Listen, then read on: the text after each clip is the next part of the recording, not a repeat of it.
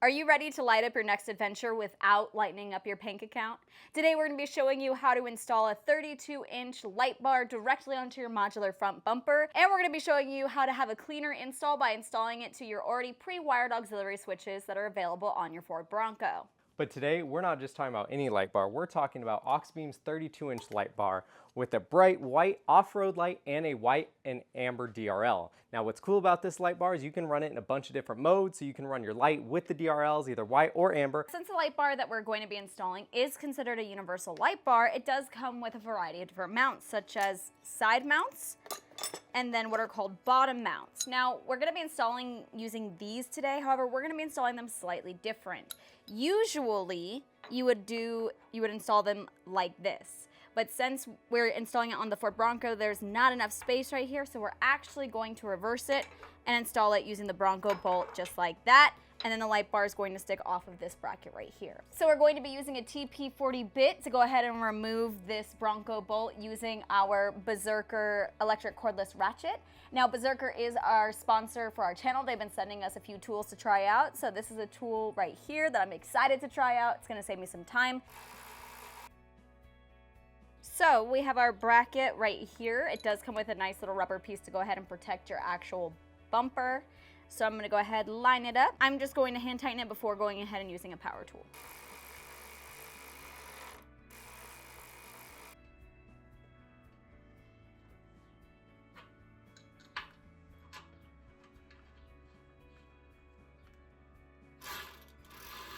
There's a space right here for you to go ahead and put the actual bolt through, and then you slide one down all the way to the other side, and then you slide one just right there. Now, we did go out and grab some bigger, thicker washers. We attempted to use the smaller washers that we originally had, and if you're not careful, they do kind of get stuck. So I'm gonna go ahead, place those over the bolts.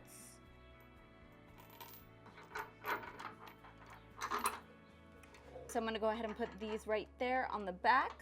From here, I'm gonna go ahead and do one of the washers that is provided from the hardware bag.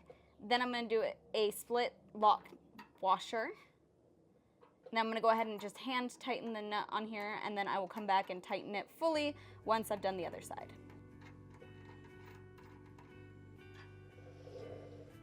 So I do kind of want to explain this bracket on this side. In order to make it fit, we did kind of have to angle it a little bit over to the driver's side. Again, this is a universal light bar. It's not meant specifically for the Bronco, so we're making it work however we can. However, it's still going to be sturdy. You can see right now it's sagging a little bit because it is heavy, but that is where we can go ahead and adjust it as needed. So I'm going to go ahead and I'm going to lift it up, and then I'm going to be using a 14mm ratcheting wrench to go ahead and tighten the bolts to where I want it. So I'm just hopping over to the other side to go ahead and even it out so I don't over tighten one bolt and cause any issues. That looks good. So I'm gonna go back and finish up this one over here. And notice I don't have to hold it up anymore. So now from here we can go ahead and start working on actually wiring it and getting it lit up. If you do not have the auxiliary switches, it does come with an on-off switch right here, which we're actually gonna go ahead and disconnect because we're not personally gonna use this guy. And here's the other fun part. We're basically gonna be cutting off all but these main wires right here to go ahead and give us a clean installation for our auxiliary switches. So we're gonna go ahead and cut these wires here using some wire cutters. So I'm gonna go ahead, just do one at a time, lining it up. I don't know why this makes me so nervous, but it does. Okay, black wire's cut. We'll go ahead and do the yellow one next.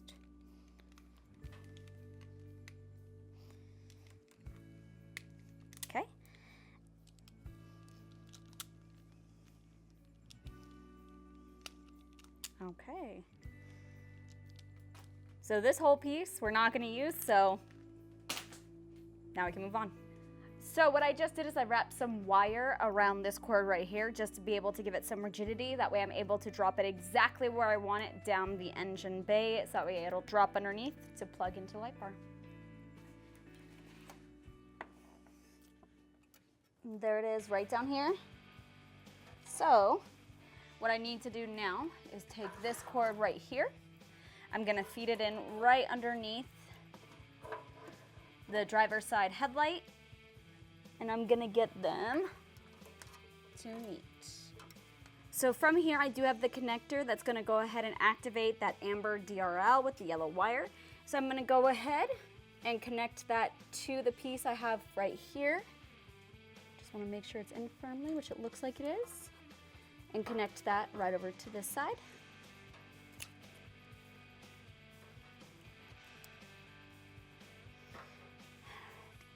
The only thing I didn't think about is I need this to be up there.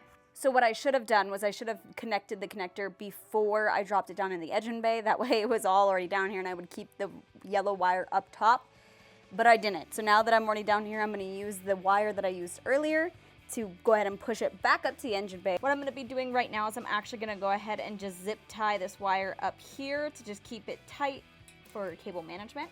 So I'm gonna go ahead, take this zip tie, and there's a big hole right here, and then there's a smaller hole right here. So I'm gonna kind of bend the zip tie a little bit to try to get it through, which I almost got it. There we go.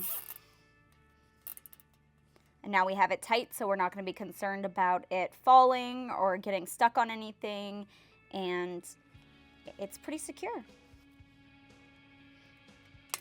There we go. I'm gonna go ahead and cut back some of the sheathing since I cut that yellow wire really short. So I just wanna go ahead, cut it back. There we go. Now I have a lot more play with these wires.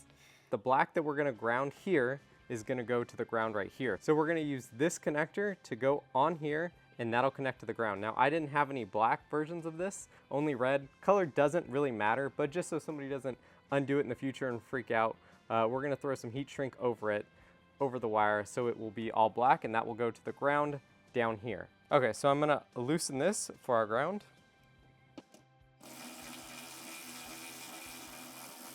We need to connect our little connector here. So heat shrink's gonna go over. Then I'm going to crimp this connector on here. So that's nice and crimped on there. I'm gonna slide this little heat shrink over there.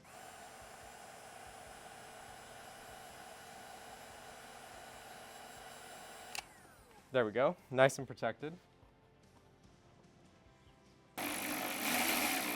All right, now we're gonna connect the 3 wires that we have. So we have our yellow with some heat shrink because we're actually gonna be soldering these connections. Now, if you don't know how to solder, you don't feel comfortable soldering in your engine bay, go ahead and go to Amazon and grab yourself some heat shrink butt connectors, which we'll leave linked down below. Then we have our red wire, which is going to be connected to our auxiliary switch 1, which is the yellow wire in the Bronco is connected to the red wire from the light bar. Then we have the yellow wire from the harness coming to our green and brown wire in the Bronco, which is going to be our auxiliary switch 2.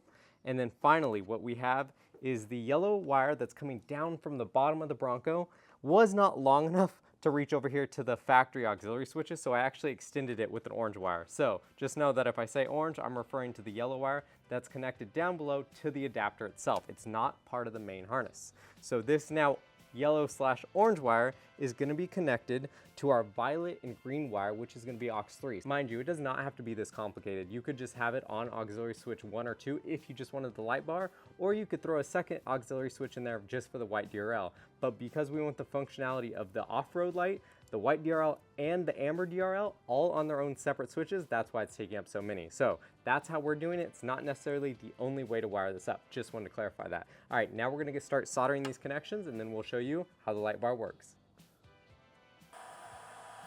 Nice thing about this heat shrink is it has a adhesive inside that's gonna give a nice waterproof tight seal. So we have our last 2 here. This is the red wire, which is our main off-road light for the light bar, and then our yellow, which is our auxiliary switch 1. So we're gonna solder those together right now. All right, so let's test it.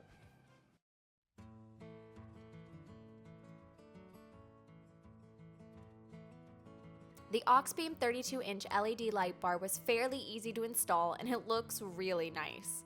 It's hard to tell just how bright this light bar is on camera, but the added visibility is awesome, especially for the price. It does a great job providing extra light, and the daytime white or amber DRLs is a nice touch. If you're thinking about picking up one for your Bronco or your off-road vehicle, it'll be linked down below in the video description. We'll catch you on the next one. Bye guys.